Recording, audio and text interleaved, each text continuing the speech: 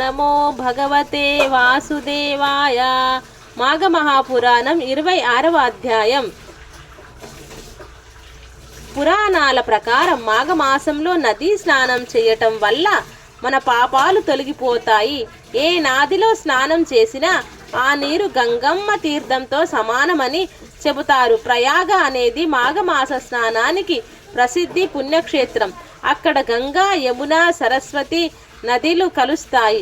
మాఘమాసంలో ఇక్కడ స్నానం చేస్తే 7 జన్మల పాపాలు పోతాయని నమ్మకం.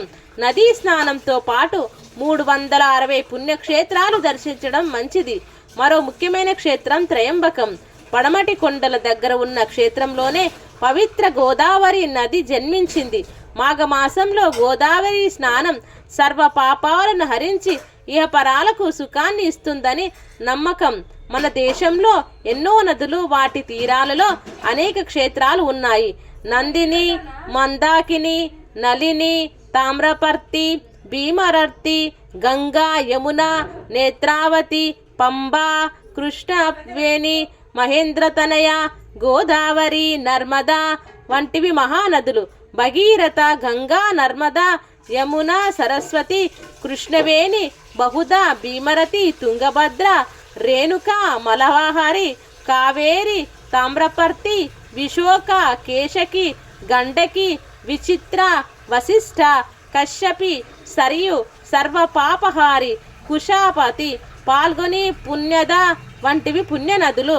మాఘమాసంలో వీటిలో స్నానం చేయడం కానీ, పేర్లు స్మరించుకోవడం కానీ పుణ్యప్రదం. గౌతమి నదిలో కొన్ని ప్రసిద్ధ ఉపనదులు కూడా ఉన్నాయి.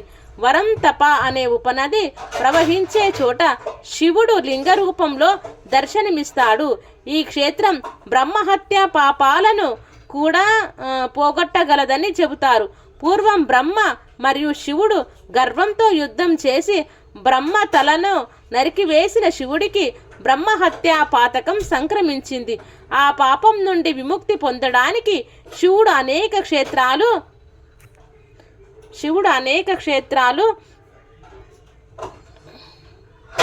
తిరిగాడు. చివరికి ప్రయాగలో బ్రహ్మ విష్ణువులు ఆయనకు స్నానం చేయించి పాపాల నుండి విముక్తి చేశాడు. అప్పటి నుండి ప్రయాగ మాఘమాసం స్నానానికి పెద్ద పవిత్ర స్నానంగా మారింది. ఈ విధంగా అనేక పురుషుల వృత్తాంతాలను, మాఘమాస స్నాన మహిమను వశిష్ఠుల వారు దిలీప మహారాజులకు వివరించగా, ఆ రాజు మహర్షి, నీ కృప వలన అనేక వృత్తాంతాలను తెలుసుకొని కృతార్థుడనైతిని. కానీ మరొక సంశయం నాకు కలదు. అది ఏమనగా, మాఘమాసమందు ఏ తీర్థములు దర్శించవలనో సెలవిండని వినమ్రుడై కోరగా, వశిష్ఠులు వారు మరలా ఇట్లనరి, దిలీప మహారాజా, మాఘ స్నానములు చేయుట యందు ఆసక్తి కలవారుకు ముఖ్యమగు తీర్థ మహిమలను గురించి వివరించెదరు. శ్రద్ధగా ఆలకింపుము. మాఘమాసంలో నదీ స్నానము పుణ్యమైనది. మాఘ స్నానము చేయలేక తీర్థములు సేవించిన చాలునే అనుకొనుట అవివేకం. ఏలననగా మాఘమాసంలో ఏ నదిలోని నీరైనను గంగా నీటితో సమానం. అందుచేత మాఘమాసంలో నదీ స్నానం సర్వపాపహారమైనది, అవశ్యమైనది కూడా. అటులనే ప్రయాగ అతి ముఖ్యమైనది ఈ క్షేత్రం. ఈ భరత ఖండంలో అతి ప్రధానమైన గంగా నది సముద్రములో కలిగి చోట మాఘ స్నానం ఆచరించిన 7 జన్మలలోని పాపాలన్నీ సహితము హరించును. మాఘమాసంలో నదీ స్నానంతో పాటు విష్ణు దేవాలయాలు, మహేశ్వరాలయాలు మొదలగు 360 పుణ్యక్షేత్రాలు దర్శించిన ఎడల గొప్ప ఫలము కలుగుటయే కాక మరల జన్మననేవి కలగదు. ఇక త్రయంబకం ముఖ్యమైన పుణ్యక్షేత్రం కలదు. ఇది పడమటి కనుమల దగ్గర ఉన్నది. అచటనే పవిత్ర గోదావరి నది జన్మించింది. గౌతముడు తన గోహత్య దోషమును పోగొట్టుకొనుటకు ఇచ్చటనే ఈశ్వరుని గురించి ఘోర తపస్సు చేసి గోహత్య జరిగిన ప్రాంతం మీదుగా గోదావరిని ప్రవహింపజేసినాడు. కావున మాఘమాసంలో గోదావరి యందు స్నానం చేసిన ఎడల తక్షణమే సకల పాపాలను హరించి పోవుటయే కాక ఇహమందు పరమందు కూడా సుఖపడుదురు. మన దేశంలో ఎన్నో నదులు ఉన్నవి. ప్రతి నదీ తీరమున ఎన్నో క్షేత్రములు ఉన్నవి. ఆ నదులలో మహానదులు, పుణ్యనదులు ముఖ్యములు. అవి 100కు పైగా ఉన్నవి. అటువంటి కొన్ని పేర్లు స్మరించినచో ఆ నది తీరాలలో నున్న క్షేత్ర దేవతలకు కూడా స్మరించినట్లే అగును. అందుకని కొన్ని ప్రధానమైన నదుల పేర్లను గుర్తు చేసుకుందాం. నందిని, మందాకిని, నలిని, తామ్రవర్ణి, భీమవర్తి, గంగా, యమున, నేత్రావతి, పంబా నది, కృష్ణవేణి, మహేంద్రతనయ, గోదావరి, నర్మదా మొదలైనవి మహానదులు.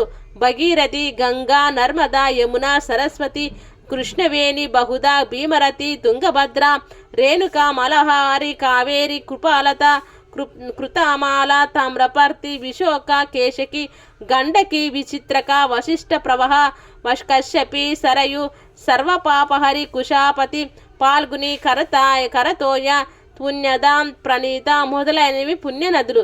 మహానదులు చీరకాలము నుండి ప్రవహించుచున్నవి. పుణ్యనదులు మహాత్ముల ప్రయత్నం వలన వారి పుణ్యం కొలది ప్రవహించు వారి పుణ్యమునందించుచున్నవి.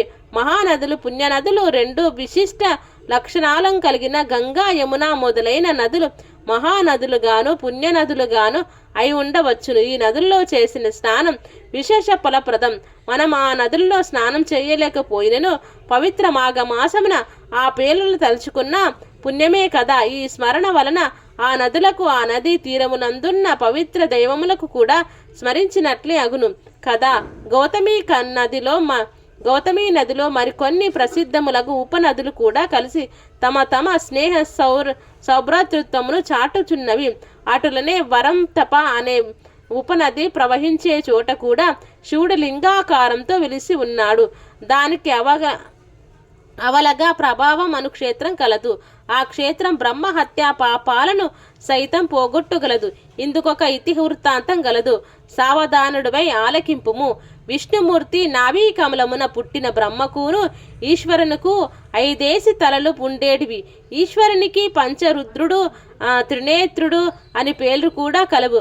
బ్రహ్మదేవుడు నాకును 5 తలలు,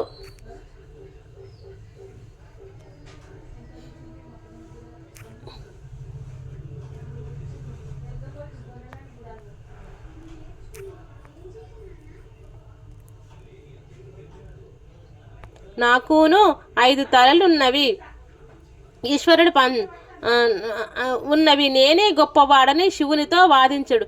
ఇద్దరు వాగ్వాదంతో వ్యవహరించిరి. నందున చిలికి వారిద్దరి మధ్య కలహం పెద్దదిగా ఆయను. కడకు ఇద్దరు యుద్ధము చేయగా శివుడు బ్రహ్మ యొక్క 5 తలలను నరికి వేసెను. వెంటనే శివునకు బ్రహ్మహత్యా పాతకం చుట్టుకొనిది. శివుడు భయపడి తాను నరికిన బ్రహ్మతలను చేత పట్టుకుని ముల్లోకాలు తిరుగుచుండగా క్రమముగా చేతిలో ఉన్న బ్రహ్మతల ఎండిపోయి పుర్రెగా అయినది. ఈశ్వరుడు సహజముగా అందమైన వాడు. అతడు భిక్షాటనకు వచ్చి భిక్షాందేహి అనగా గృహిణులు భిక్ష పట్టుకొని గుమ్మము కడకు రాగా శివుడు జగన్మోహనాకారము చూసి మోహితలై భిక్ష వేసి శివుని వెంట పోవుచుండిరి. ఈ విచిత్రమును మునీశ్వరులు చూసి కోపం కలవారై తమ భార్యలు శివుని వెంట పోవుట సహించలేక అతనికి పురుషత్వం నశించుగాక అని శపించిరి. ఈశ్వరుని చెయ్యనది లేక కింద పడిపోయిన ఆ లింగమునందే ఐక్యమయి పోయినాడు. అట్లు శివుడు లింగాకారముగా మారినందువలన ఆ లింగ మమితమైన తేజస్సుతో ప్రకాశించుచుండెను.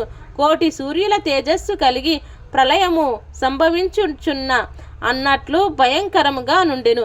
అప్పుడు బ్రహ్మ విష్ణువులు శివుని వద్దకు వచ్చి వాని ఓదార్చి ప్రయాగ క్షేత్రమునకు తీసుకొని వెళ్ళిరి. అచ్చట శివునికున్న బ్రహ్మహత్యాది పాపములు పోగొట్టిరి.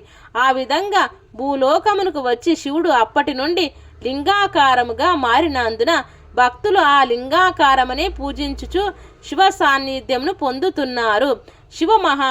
ఇది శ్రీ కార్తీక మాఘమహాపురాణం 26వ అధ్యాయం సంపూర్ణం. ఓం నమో భగవతే వాసుదేవాయ.